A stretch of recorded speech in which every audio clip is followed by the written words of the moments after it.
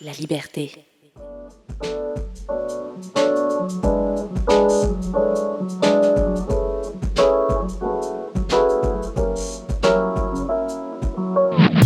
Bienvenue dans Baladar, là où de jeunes Manitobaines et Manitobains nous font découvrir les richesses culturelles et artistiques de la francophonie d'ici et d'ailleurs. À travers leurs rencontres avec des artistes et personnalités locales, ils font rayonner la culture et les arts de chez nous, de la littérature au patrimoine, en passant par la musique, le théâtre, le cinéma et les arts visuels. Place aux jeunes de Baladar.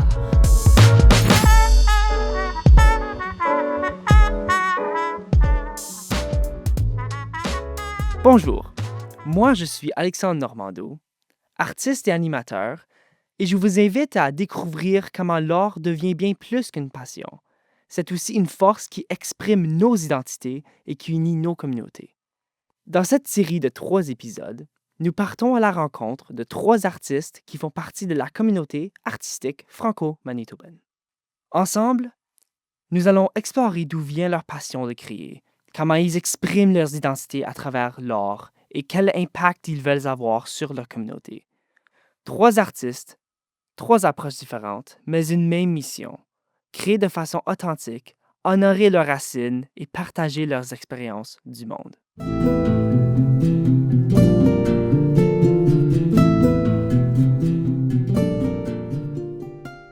Qu'est-ce qui reste d'une œuvre d'art une fois qu'elle a quitté l'atelier de son créateur? Comment mesure-t-on l'impact réel de la création artistique sur une communauté au-delà des ventes et de la reconnaissance critique? Dans cet épisode final de notre série, nous explorons les questions les plus profondes qui habitent nos créateurs, l'impact de l'art sur la communauté, sa pertinence dans le temps et ce que nos artistes espèrent laisser comme message au monde. À travers les voix de nos artistes, nous découvrirons que l'art véritable se mesure en conversations déclenchées, en vies transformées et en moments d'humanité partagés.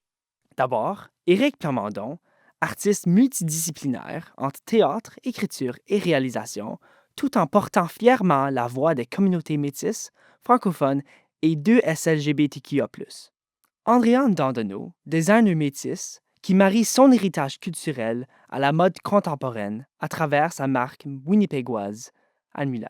Et Liliane Régnier, accompagnatrice de femmes et artiste intuitive qui transforme plus de 20 ans d'expérience en création artistique. Éric nous partage son point de vue. Comme je sais que je suis pas technicien d'art, comme j'essaie à penser des grands maîtres qui sont si spécialisés dans une forme d'art, puis t'es comme, oh my god, toi, t'as clairement passé. C'est quoi que Paul McCartney a dit? Ça prend 10 000 heures ou 100 000 heures pour devenir un maître. J'ai jamais été accusé d'être un génie à la Paul McCartney.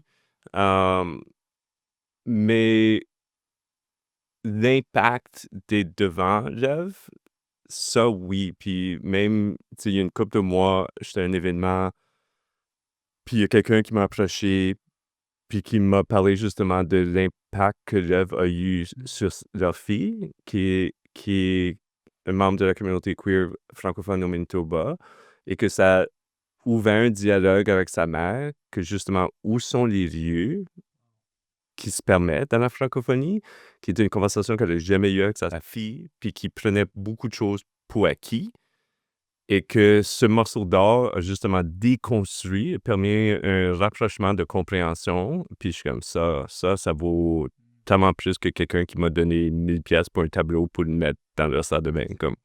En art visuel, c'est pas clair c'est quoi ton impact, puis aussi en art visuel, il y a quelque chose de plus personnel, solennel, tu sais, c'est des gens qui sont souvent plus tout seuls ou qui vont avec un de leurs proches, c'est moins comme grand groupe, ça déclenche pas des discussions forcément immédiatement, mais si tu réussis à avoir une empreinte sur quelqu'un, tu sais, ça peut être 1 mois, 2 mois, 2 ans, 20 ans plus tard, qui sont comme « Hey, tu te souviens-tu de l'affaire que t'as faite? » Puis ça, je trouve ça cool. Puis, la réponse d'Andréane. Je pense les moments où ce que ça me poussait à continuer, c'est quand les gens achetaient mon linge. Tu sais, comme pour n'importe quel artiste, quand tu achètes leur art, ça leur donne une validation comme qui se font voir, que leur art en sont importants, que la façon qu'ils voient le monde est très importante.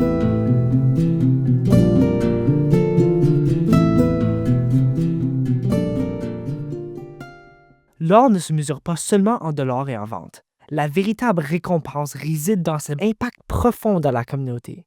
C'est un impact qui se déploie lentement, parfois des années après la première rencontre avec l'œuvre. Oui, ça, c'est ce qu'on espère de faire de plus en plus, c'est produire une qualité versus quantité. Andréane Dandonneau. Puis c'est pour ça qu'on ne fait pas des grosses gammes, comme on n'en fait pas beaucoup, mais c'est vraiment juste... encore là, c'est toujours avec le but de réduire tout l'impact, puis juste tout les déchets dans l'industrie de la mode. On essaie de faire plus de morceaux que les gens ils vont porter plus longtemps, puis ça, on réduit juste l'impact, le mauvais impact de l'industrie.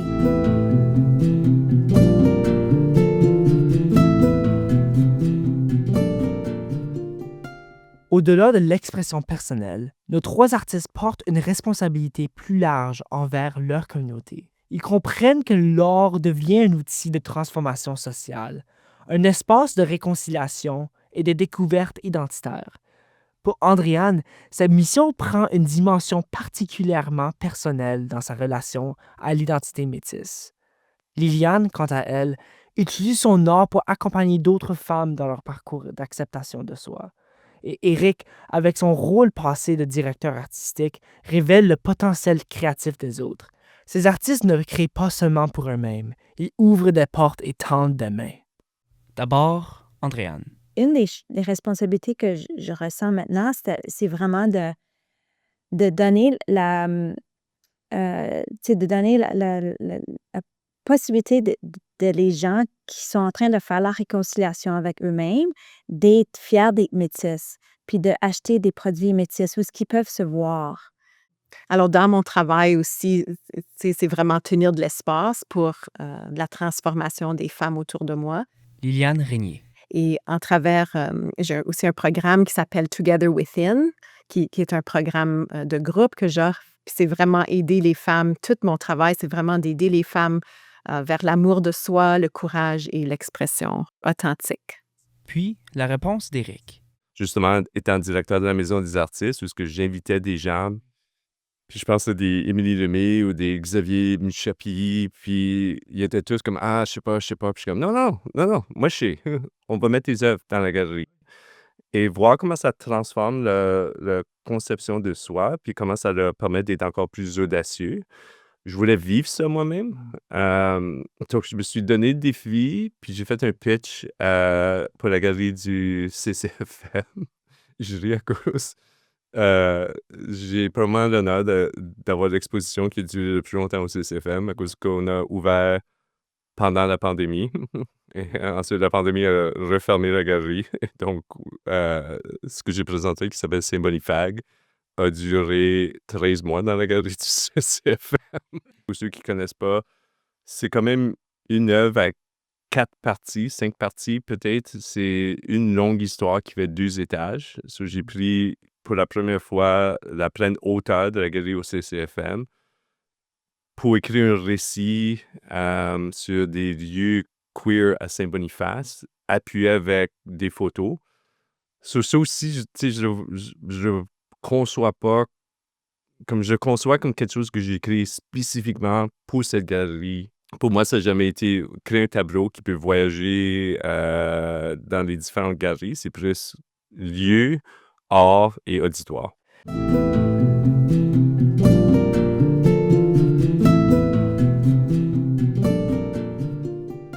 La question de qui a droit à être dans une galerie d'art est aussi curieuse. Comment nous rendons l'art vraiment accessible à tous? Éric soulève aussi cette question. Pourquoi les gens s'éloignent des espaces artistiques alors que la plupart sont gratuits et ouverts? Pour Liliane, la solution réside dans la démocratisation de la création elle-même, en rappelant que la créativité n'appartient pas qu'aux artistes formés. L'accessibilité ne se limite pas au prix d'entrée. Elle touche à quelque chose de plus profond, le sentiment que l'art nous appartient, qu'il nous parle et que nous avons le droit d'y participer. La plupart des centres d'artistes c'est gratuit. Éric Plamondon. So, je suis comme, pourquoi est-ce que les gens s'arrêtent d'aller? Comme surtout que, tu sais, on a Urban Shaman, on a AceArt, on a Martha, on a Plugin, comme, il y a beaucoup de centres artistes qui existent. Aujourd'hui, First Friday dans l'Exchange, c'est rempli de studios ouverts, tout gratuitement. Puis c'est là où est-ce que je suis comme, c'est combien de fois est-ce que tu peux dire que je suis allé à un événement artistique et que ça m'a déplu? La conséquence n'est pas monétaire, la conséquence est humaine. Je crois vraiment qu'on est toutes créatives Liliane Régnier. et puis que je veux que ça soit, tu sais, accessible à tout le monde. Tu sais, t'as pas besoin d'expérience, tu sais, d'avoir pris plein de cours pour explorer avec tu sais, des peintures à l'eau puis une brosse.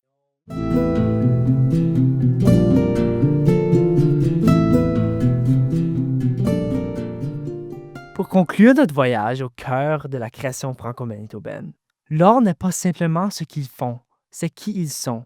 C'est un miroir de leur humanité, un langage pour exprimer leur vision unique du monde, et un chemin vers la découverte de soi.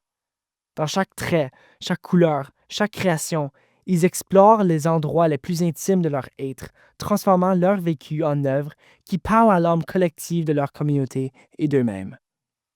Au cours des épisodes, nous avons découvert l'univers créatif des 3 artistes francophones du Manitoba. Leur parcours, bien que différent, converge vers une même vérité. L'art n'est pas juste de l'art, c'est une nécessité. C'est un pont entre soi et les autres, entre le passé et l'avenir, entre ce qui est dit et ce qui reste à découvrir. Que ce soit à travers les installations provocantes d'Éric, les vêtements identitaires d'Andréane ou les toiles intuitives de Liliane, l'art continue de tisser des liens et de transformer des vies. Une œuvre, une rencontre, une conversation, une émotion, un moment à la fois. Merci à Éric Plamondon, Andréane Dandonneau et Liliane Régnier pour avoir partagé leur témoignage avec nous. Il faut continuer à créer, à ressentir et à partager. Comme Éric dit, pratiquer l'art, c'est pratiquer son humanité.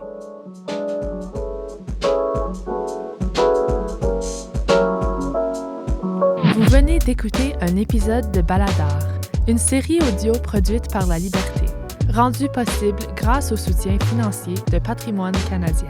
Conception de cet épisode, Alexandre Normando, avec l'aide de Morgane Lemay. Enregistrement et montage, Alexandre Normando, avec l'aide d'Alicia René et de Mehdi Bérédad. Gestionnaire des opérations, Mélissa Odino. Directrice adjointe, Louisiane Romain. Directrice générale et rédactrice en chef, Sophie Golin. Et un gros merci à Louane Bourdeau, notre mentor en art visuel, pour son aide précieuse. Retrouvez tous les épisodes sur la-liberté.ca et sur vos plateformes d'écoute favorites. N'hésitez pas à partager, commenter et à donner 5 étoiles. À bientôt!